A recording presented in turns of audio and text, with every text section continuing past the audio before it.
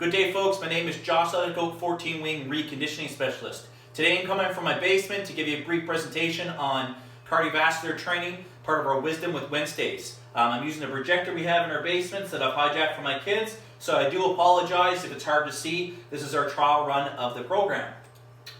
So, objectives for today: learn methods of equating cardiovascular intensity, how to take your heart rate, and apply knowledge to your training. Okay, so recommendation-wise, you've heard this before, 150 minutes of vigorous to moderate training per week. You can accumulate 10 minutes. But the question is, what is moderate to vigorous? Today we're going to go through things, and you should be able to determine that question, what is moderate to vigorous, for yourself. So, how do we determine? Well, I'm a physiologist, and I like to look at METs, doing a clinical assessment such as your VO2 max. Unfortunately, I can't do that right now, but I can teach you about your heart rate reserve, and how that relates to basically your heart rate percentage and max, and your Karvonen is your heart rate. We're also going to briefly talk about intensity scales like your borg and talk test. I have a chart at the end where you can relate, but primarily it's going to be on the heart rate information. So cardiovascular endurance, frequency, intensity, time, and type. This slide is taken right from the PLQ, it's one of the mods, but we recommend 3 to 5 times per week. We are focused on 60 to 80% of your predicted target heart rate. You're going to learn how to do this. Objectively, you need 20 to 60 minutes of continuous exercise to improve, and any type of cardiovascular like running, walking, biking, calisthenics, aerobics, that kind of thing will work. We know, obviously, during exercise, heart rates increase, but it is proportionate to the intensity of the activity, which is awesome, so we can use your heart rate as a guide to basically how hard you're working.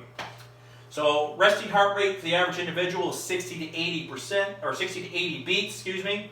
Your heart rate max is determined by 220 minus your age. It's valid for 80% of the population, and 60 to 80% for fitness improvement is very relative for the target heart rate zone. So how do you take your heart rate? Really simple, folks. You're going to take 2 fingers. I'm right-handed, so I take my right hand, 2 fingers. I'm going to slide it down my thumb. Okay, going down my wrist. On the outside there's a bone called your radius. I'm just going to go on the outside of that. Okay, down on my wrist. There's a zone here to play with. You're going to find it. You're going to palpitate. There it is for me. And I'm going to hold. I'm going to hold that position for 15 seconds and count. Okay? So again, take 2 fingers, slide down your thumb to your wrist, just on the outside of your radius, and count for 15 seconds. The other method that we use is up on your neck, on your carotid. You take 2 fingers, you go up towards your throat, you basically push in just slightly in this area here, and you should feel your heart rate. Now, so you know, it's easier to do when you're working out, so if you're training or practicing to do this, do a little bit of exercise and you can determine. But do not use that as your resting heart rate, okay? You need to do that when you're seated for a period of time, at least 5 minutes, to determine. Now notice the program out here, how it's outlined. You count for 15 seconds, minus by 1, multiply by 4, and it gives you a resting heart rate. Pretty straightforward. So your heart rate max, okay, we're looking for 60 to 80%. So I'm 36 years old, so today's example is Josh. 220 minus 36 gives me 174. That is my theoretical max. I will not go beyond that because I don't know if it's not safe to. So everyone should have a number on this for the max, okay? But 60 to 80% is what we're aiming for. So see the math that's on here. I use my calculator. 174 times 0.60 gives me 105. I repeat the process for 80%. 105 to 139. Health benefits, cardiovascular zone between 105 to 139 for me. I'm an athlete. Well, I used to be.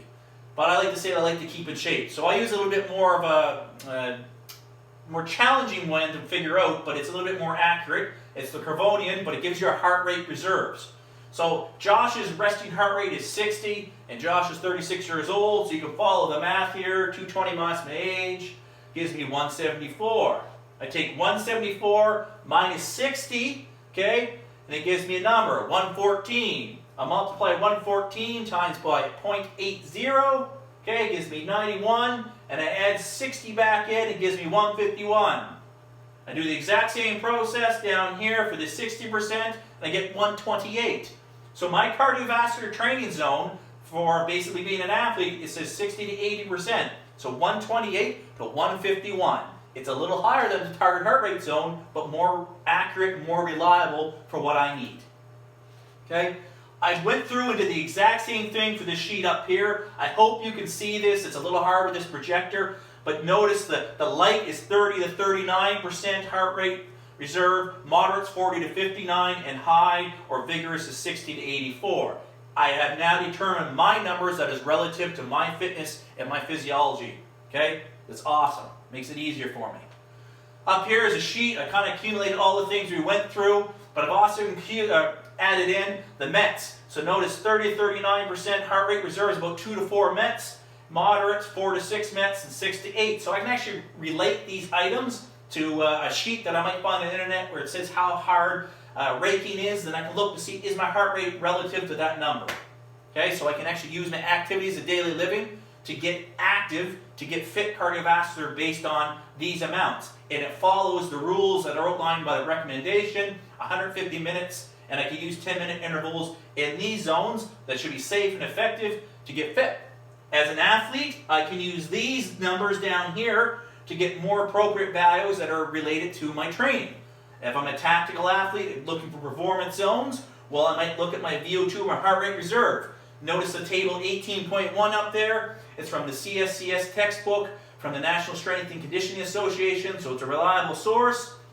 And it shows you the VO2 max and heart rate reserve percentages are pretty much the same. But you can't use your target heart rate max on the other side to say that I'm training at 92%. It's only 85% of those heart rate reserve and VO2 max. So it's important to know the difference. If you're training these zones, is why you need potentially need an instructor, because we can isolate and hit those specific needs that you need to get that overload. But as you can see here, my cardiovascular improvement zone is only 105 to 139, but if I'm going to be a tactical athlete, I need to be training somewhere up in these zones, probably 127 to 156, somewhere in there. That makes sense? Awesome. So here's another way to look at it. I mentioned about using different scales. So we have the Borg scale, the perceived exertion over here. You have basically a scale of 1 to 10. And if you read across, you can see the person, how they would feel. So basically 1 to 4 levels, they're barely working. They're able to speak normal. If you go all the way down here to 10, you see max effort, I'm dead, you can't talk. But what's cool about this is these actually related their maximum heart rates, the max heart rate scale, not the heart rate reserves. They've linked those numbers into this scale. So I could basically be talking to someone and they're training and they're getting 4 to 5 words out before they take their next breath. Then I know they're working somewhere around 80% of their max heart rate. I could take that number and go back and look at the heart rate reserve and say they're probably sitting around X amount on their VO2. Pretty cool, eh? So if you talk enough to people, you get to get a good feeling of how they work. I do this for my job all the time. I've become quite effective at doing this. But it's just a useful tool to determine what zone we're in. And obviously certain people, if you look at their intensity based on solely on the numbers, different days, we have different ways we feel, different intensities we train, but you get alternative ways to assess to see where you're at. Again, I can't stress enough before, like your last week, in order to know where you're going, you need to know where you're at, and these are all tools that are very practical for that purpose. We also have a scale up here. You can see the faces. Makes sense. If you're sprinting, you're going to feel like this. If you're walking or crawling out of bed, you're probably there. To finish this off, I got some tips. So basically, just get moving. Get out walking. Get out jogging. But above all, keep an eye on your heart rate. Try and keep yourself in that moderate zone, whatever intensity that is. We know how to determine that based off your heart rate. You have your talk test, which is another tool you use to determine how hard you're working. Or you can use that Borg scale on yourself to determine. Okay? Use technology to track. I got a Fitbit here, which is really useful in helping me keep an eye on how hard I'm training. I like it because it does keep track of my target heart rate zones. We have a run-walk program through PSP.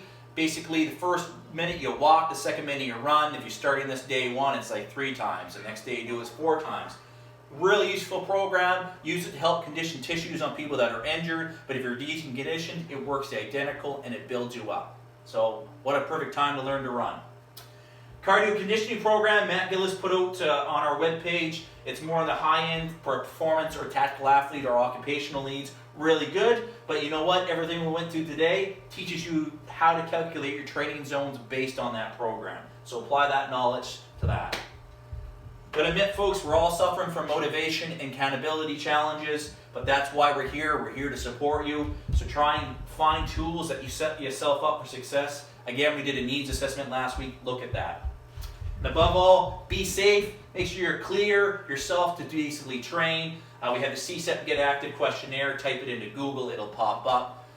Look at it. Make sure that you're safe and effective to go through these programming. Obviously, if your partner or a member of the community is looking at these, make sure you check that out before you participate. We want to set you up for success. And above all, 14 Wing is here to support you. And like to say, keep fit to fight. Take care, and we'll see you next week.